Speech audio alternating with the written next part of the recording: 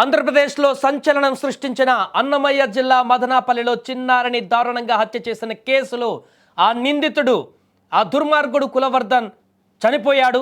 Yes, మీరు వింటుంది నిజమే.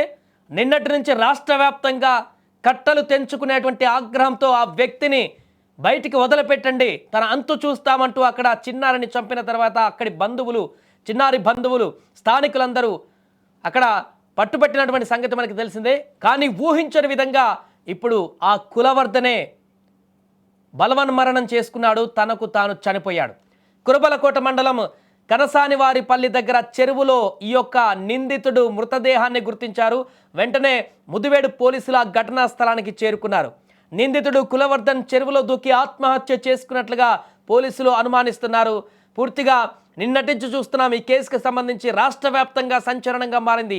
7 ఏళ్ల బాలిక 2వ తరగతి చదువుతున్నటువంటి ఆ చిన్నారిని అత్యంత దారుణంగా అత్యాచారం చేసి డ్రమ్ములో వేసి చంపేసినటువంటి దుర్మార్గుణ్ణి ఖచ్చితంగా శిక్షించాలి, అతని అంతు చూడాలి అంటూ ప్రజలందరూ కూడా రోడ్ల మీదకి వచ్చి ఆగ్రహావేశాలు కట్టలు తెంచుకున్నటువంటి విధంగా మాట్లాడుతున్న సందర్భంలో ఏపీ ప్రభుత్వం కూడా వెంటనే స్పందించింది. అతనికి ఖచ్చితంగా శిక్ష పడుతుందంటూ కూడా వెల్లడించారు. ఖచ్చితంగా మీకు మేము భరోసాగా ఉంటామంటూ ఆంధ్రప్రదేశ్ హోంమంత్రి కానీ మిగతా మంత్రులు కానీ అక్కడ ఆ చనిపోయినటువంటి పాప కుటుంబ సభ్యులతో కూడా మాట్లాడడం జరిగింది. ఇది జరిగినటువంటి గంటల వ్యవధిలోనే, నెక్స్ట్ డేనే, కొన్ని గంటల వ్యవధి తర్వాతనే ఈ దుర్మార్గుడు చనిపోయాడు. పాపం పండింది. ఆ పసి బాలికను ఎంత దారుణంగా హింసించి హత్య చేసి పైశాచిక ఆనందాన్ని పొందాడో ఈ దుర్మార్గుడు పాపం పండింది. తను ఈ లోకం నుంచి పూర్తిగా వెలివేయబడ్డాడు, చనిపోయాడు, ఈ లోకం నుంచి ఇక లేడు. ఆత్మహత్య చేసుకున్నాడంటూ ప్రాథమికంగా మనకు తెలుస్తుంది. కానీ ఆత్మహత్య చేసుకున్నా ఏదైనా కానీ ఇలాంటి వ్యక్తి భూమి మీద బ్రతకడానికి వీల్లేదు అనేటువంటి విషయం అందరూ చెప్తున్నారు. కాబట్టి ఇదొక సంతోషకరమైనటువంటి విషయం వారి కుటుంబ సభ్యులకి, అక్కడ వారందరికీ కూడా. చనిపోయాడు, ఎలా చనిపోయాడు పక్కన పెట్టేశాడు. చనిపోయాడు, అయిపోయింది. చేసిన పాపానికి ఫలితం వచ్చేసింది, కర్మ పండింది, కర్మ ఫలితం అనుభవించాడు. గంటల వ్యవధిలోనే చనిపోయినటువంటి పరిస్థితిని మనం చూస్తున్నాం. గతంలో కూడా ఒక చిన్నారి కేసులో ఒక వృద్ధుడు ఇదే రకమైనటువంటి స్థితిలో ఆత్మహత్య చేసుకున్నాడు. చూడండి, గంటల వ్యవధిలోనే అక్కడ కూడా చెరువులో దూకి ఒక వృద్ధుడు ఆత్మహత్య చేసుకున్నాడు గతంలో. ఇప్పుడు సేమ్ అలాగే జరిగింది. ఇక మేమేం చెప్పదలుచుకోవట్లేదు. ఆ వ్యక్తికి తగిన శిక్ష పడింది. చెరువులో దూకి ఆత్మహత్య చేసుకున్నాడు, బలవరణం చెందాడు. కారణాలు, రీజన్ ఏంటనేటి మీ అంచనాల ఊహలకే వదిలిపెట్టేస్తున్నాను. గంటల వ్యవధిలోనే తనకు తాను ఆత్మహత్య చేసుకున్నటువంటి పరిణామంతో ఇప్పుడు అక్కడ ఉన్నటువంటి స్థానికులందరూ కూడా కొంత సంతోషాన్ని వ్యక్తం చేసేటువంటి పరిస్థితి ఏర్పడింది. ఇలాంటి వ్యక్తి బ్రతకడానికి వీలేదు. ఎందుకంటే ఈ పాపను చంపడానికి ముందు కూడా ఒక వ్యక్తి పైన ఆల్రెడీ కొడవలితోటి అత్యాయత్నానికి ప్రయత్నించాడంట గతంలో. ఆ కేసు కూడా ఉంది, మందలించారు. అండ్ 3-4 అమ్మాయిల పైన కూడా ఇదే రకమైనటువంటి నీచమైనటువంటి బిహేవియర్ చేశారంట. ఆ విషయంలో కూడా కేసు అయింది. కానీ ఈ యొక్క రౌడీ బిహేవియర్, గంజాయికి అలవాటు పడి తాగుబోతుగా మారినటువంటి ఈ యొక్క వ్యక్తి వారిని బెదిరించేసరికి వారు ఆ కేసులకు, ఇతనికి భయపడి ఆ కేసులు కూడా మళ్ళీ వెనక్కి తీసుకున్నారంట. ఇలాంటి దారుణమైనటువంటి ఒక రౌడీగా ప్రజలను హింసించేటువంటి ప్రయత్నాలకు, మహిళలను వేధించేటువంటి ప్రయత్నాలను కొనసాగిస్తున్నటువంటి ఈ వ్యక్తి ఈరోజు ఒక దారుణానికి ఒడిగట్టాడు. 7 ఏళ్ల పసికందుని పాపను, 2వ తరగతి స్కూల్కి వెళ్లాల్సిన పాపను, ఆ రోజు స్కూల్కి పోలేదు, స్కూల్కి హాలిడే ఉందని చెప్పేసి వాళ్ళమ్మ పనులకు బయటకు వెళ్ళిపోయింది.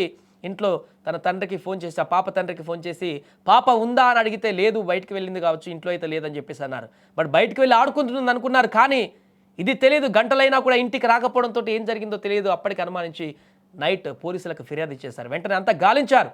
కానీ ఇంటెదురుగా ఉన్నటువంటి ఈ వ్యక్తే ఇంత దుర్మార్గానికి పాల్పడతాడని ఊహించలేదు. ఊరంతా ఎతికారు, అంతా వెతికారు. కానీ ఇంటి ముందున్న ఈ రాక్షసుడి ఇల్లును మాత్రం వెతకలేకపోయారు. ఆ రోజు అనుమానించాలి ఇంటెదురుగానే ఉన్నాడని చెప్పేసి.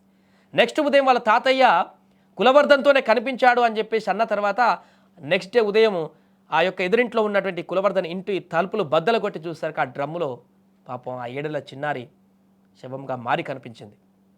తాజాగా దీంట్లో ఆ పాపను అత్యాచారం చేసినట్టుగా కూడా బయటికి రావడంతో ఇంకా ఆగ్రహావేశాలు కట్టలు తెంచుకొని ప్రజలందరూ కూడా తీవ్రమైనటువంటి విమర్శలు చేయడం మొదలుపెట్టారు.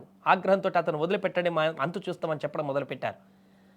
ఈ యొక్క ఆగ్రహావేశ జ్వాలలు చల్లార్చేటువంటి విధంగా అతను ఇప్పుడు మరణించాడు.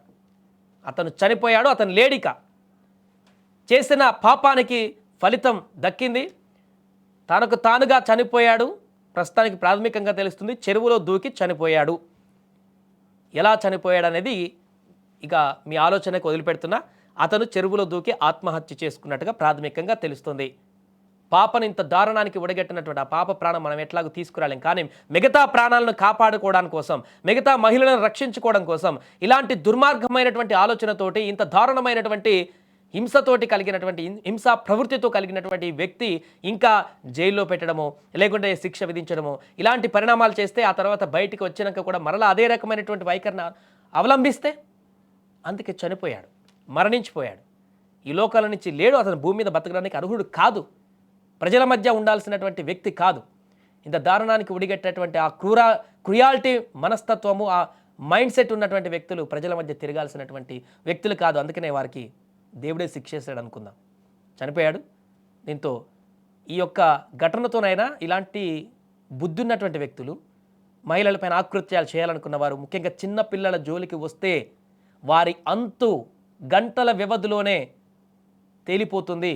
కొన్ని గంటల్లోనే మీ అంతం జరిగిపోతుంది అనేటువంటి సంకేతం బలంగా వినిపించాలి.